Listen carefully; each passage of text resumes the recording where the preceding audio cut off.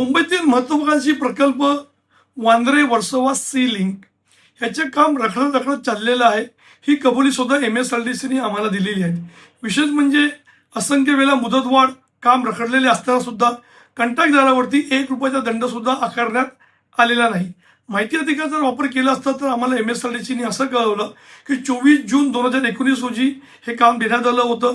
याची मुदत 21 जून 2024 होती, परंतु दुर्दैवाने किंवा सुदैवाने 2024ला काम पूर्ण झालं नाही. सर्वप्रथम त्याला 27/2/2025 अशी मुदतवाढ पहिली देण्यात आली. दुसरी मुदतवाढ ही 30/8/2025 देण्यात आली. तिसरी मुदतवाढ 26/12/2026 देण्यात आली आणि आता सध्या 17/5/2028 अशी चौथी मुदतवाढ देण्यात आलेली आहे.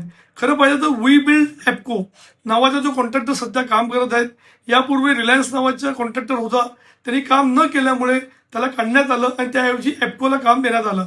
परंतु ज्या पद्धतीने कामाला गती मिळणं आवश्यक होतं, मध्यंतरी मुख्यमंत्री देवेंद्र फडणवीस यांनी सुद्धा संपूर्ण मुंबईतले जे वेगवेगळे प्रकल्प आहेत, यामध्ये हा सुद्धा प्रकल्प आहे, याच्या दिरंगाईला घेऊन नाराजगी व्यक्त केली होती. आम्ही MSRDCला पत्र पाठवलं आहे की या संपूर्ण कामाची चौकशी करावी, वेळेमध्ये काम पूर्ण करावं आणि जे दिरंगाई झालेली आहे, जी मुदतवाढ दिलेली आहे, त्याबद्दल कंत्राटदारावरती सुद्धा कारवाई करण्यात यावी.